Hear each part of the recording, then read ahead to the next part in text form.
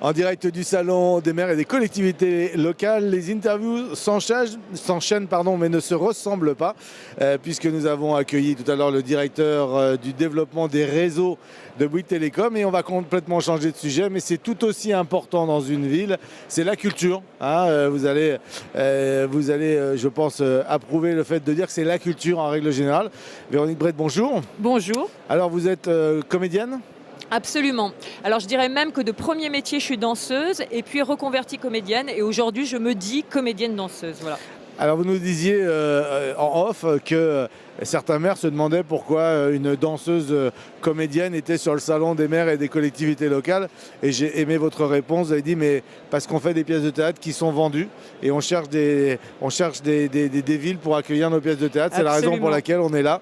C'est ça pour Absolument, parce qu'on pense que la culture est notamment un début de solution pour la cohésion sociale, pour plein de choses comme ça. Heureusement, on a la chance, donc je suis avec en fait mon producteur, les grands théâtres sur un stand, et on a la chance de voir pas mal de maires venir, qui viennent nous voir et qui disent nous on y croit, la culture. Moi j'arrive à faire passer des budgets, à ce qu'on se batte pour que des choses soient programmées dans nos structures. On a une salle qui vient d'être construite il y a 2 ans, on est en train de travailler sur la programmation. Donc effectivement, c'est pour nous important d'être là pour effectivement créer des contacts, découvrir des nouvelles structures, découvrir de nouveaux lieux. Et pour un producteur qui a donc en ce moment 9 pièces à l'affiche pour notamment 2018-2019, puisqu'on est sur 2018-2019, eh bien c'est très important. Et je suis donc ravie aussi moi de voir, de rencontrer les maires qui potentiellement ou les programmateurs qui potentiellement seraient intéressés par ce que moi je propose comme offre artistique. Est-ce que vous avez l'impression que les publics des grandes villes sont différents des publics ruraux, j'ai envie de dire, ou des plus petites villes, et les stratégies, les politiques des élus des grandes villes sont différentes des politiques des élus plus ruraux ? Alors oui, j'ai l'impression que c'est quand même un petit peu différent. On a tendance à dire, c'est terrible de dire ça, mais c'est vrai que le public parisien est un peu insupportable. Disons que c'est un public très gâté et donc... qui n'apprécie peut-être pas de la même manière ? Pas de la même manière. À sa juste valeur ? Après sa juste valeur, il faudrait analyser au cas par cas. Mais en tout cas, voilà. En tout cas, en général, en tant que comédien, on préfère aller jouer en province et dans justement des petites communes qui, en tout cas, apprécient le fait qu'on vienne leur offrir quelque chose. Là où l'offre est moins importante ? Voilà, c'est ça. Et effectivement, le Parisien est pourri gâté de ce côté-là. Et même on l'invite au théâtre, il ne vient même pas parce qu'il y a trop. On est trop nombreux et il y a de très belles choses. Il y a des choses moins bien, mais il y a vraiment l'offre culturelle en France est quand même très belle, de qualité. Alors vous allez proposer une pièce de théâtre sur la saison 2018-2019. Absolument. Puisqu'en fait on parle de tournée, puisqu'il faut programmer 1 an à l'avance. En amont. Voilà, les programmes des salles de théâtre. Alors parlez-nous un petit peu de cette pièce. Troudy 1933, présent, composé, quel est son thème ? Alors, son thème, je pars, on va dire, d'une histoire qui m'est très personnelle, c'est donc moi qui écris. Je pars d'une histoire familiale, un petit peu héroïque, on va dire, d'une grand-mère qui a été actrice à Berlin dans les années 30 et qui a eu la lucidité et le courage, à un moment, de voir que l'Allemagne devenait folle et de partir du jour au lendemain, allez, je vais le dire, en mettant en vidant ses comptes en banque, en mettant tout son argent dans sa culotte et en partant du jour au lendemain, car elle était sur la liste noire de Goebbels, parce qu'elle avait refusé de dire Heil Hitler un jour. Et elle est partie comme ça du jour au lendemain. De là, elle a rencontré mon grand-père. De là, ma mère est née. Donc je pars de cette un peu genèse familiale pour décliner surtout toute la problématique de qu'est-ce qu'on fait avec une histoire comme celle-là, qu'est-ce qu'on en fait aujourd'hui, comment la mémoire de nos ancêtres, comment on l'honore, faut-il l'honorer, qu'est-ce qu'on en fait, avec quel bagage aussi on se trimballe tous. Voilà, c'est un spectacle à la croisée du théâtre et de la danse, donc et raconter une danseuse qui est en train de créer son solo de danse et qui va être dérangée et perturbée plusieurs fois par le fantôme de cette grand-mère et le fantôme d'une mère aussi. Voilà, donc c'est cette histoire. Je pars de quelque chose de très intime. Et je crois que, bien que ça soit très intime, les gens sont touchés et les gens me disent après, en sortant du spectacle, mais c'est formidable parce que du coup, moi, je me suis posé la question pour moi. Qu'est-ce qui se passe pour moi et qu'est-ce qui se passe moi avec ma famille? Qu'est-ce que j'en ai fait? Est-ce que j'en ai fait quelque chose? Voilà, en tout cas, je pense qu'en étant au plus proche de l'intime, on touche l'universel. Et vous avez réussi à répondre à cette question à titre personnel? J'ai envie de dire, venez voir le spectacle. Je rebondis sur justement cette histoire. Comment vous l'interprétez sur scène? C'est de la danse parce que le thème est quand même assez dur et on a du mal à voir, je ne sais pas combien de temps dure le spectacle, mais que durant la durée du spectacle, aborder un sujet aussi noir, on peut imaginer que les gens ne soient pas forcément réceptifs à une histoire, mais qui est personnelle. Non, absolument, absolument. Alors d'abord, le spectacle dure 1h15, donc c'est voilà.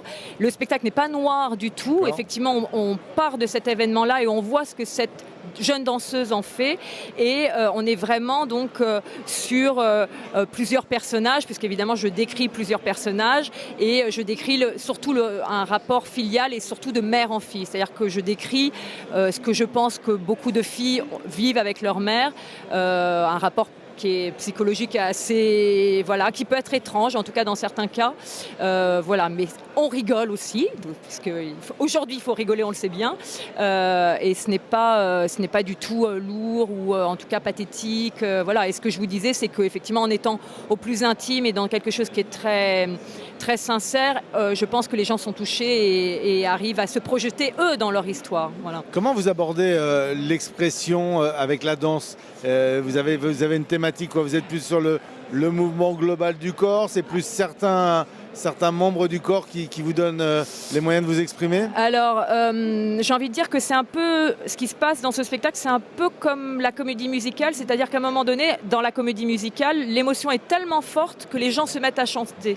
Et bien là, l'émotion est tellement forte que la danse intervient. C'est-à-dire que là où les mots ne peuvent plus intervenir, le corps intervient. Donc c'est vraiment la danse qui est conçue comme étant une prolongation de l'émotion. Et puis c'est concrètement, on assiste à une répétition d'une danseuse qui cherche son solo chorégraphique avec un chorégraphe qui, comme par hasard, est allemand, et ce chorégraphe allemand qui l'embête, qui n'arrête pas de dire non, pas comme ça, non, plus comme ça. Et en plus, il y a cette mère et cette grand-mère qui interviennent. Donc c'est un peu schizophrénique comme propos, mais voilà.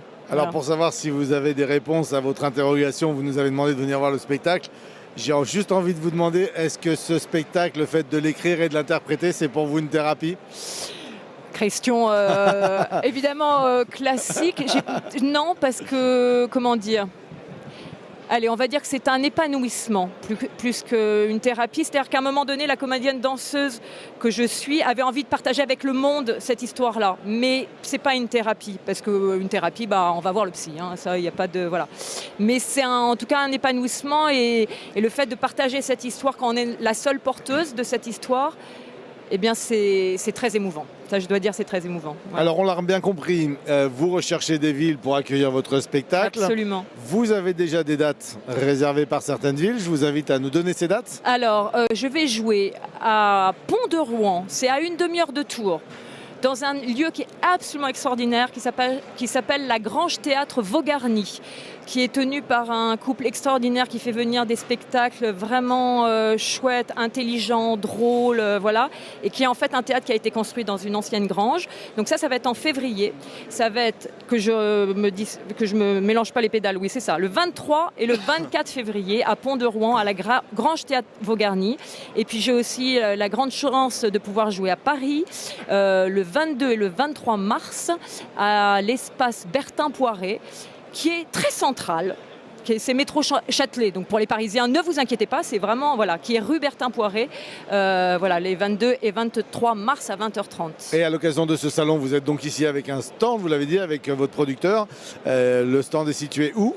Alors le stand est situé pavillon 2, mon Dieu, je crois qu'on est dans l'allée F, mais alors vous dire exactement, c'est les grands théâtres pavillon 2. Si on vous cherche un peu, on vous trouve? Oh, absolument, ne serait-ce que sur internet, lesgrandsthéâtres.com, enfin tout ça. On est très trouvable. Véronique Brett, merci beaucoup en tout cas d'avoir pris le temps de venir nous parler de votre pièce et de cette marche pour trouver des salles pour accueillir les différentes pièces, pas simplement la vôtre, on l'a bien compris. Bien sûr. Mais c'est la défense même de la culture que vous êtes venu promouvoir ici. Merci beaucoup Véronique. Je vous remercie. Voilà, on se retrouve tout au long de cette journée à nouveau pour d'autres acteurs. Alors ce sont des rendez-vous ponctuels, vous l'aurez compris. Ceci dit, vous pouvez retrouver tous les podcasts sur radiolocal.fr dans l'initiative Salon des maires et des collectivités locales. À très vite.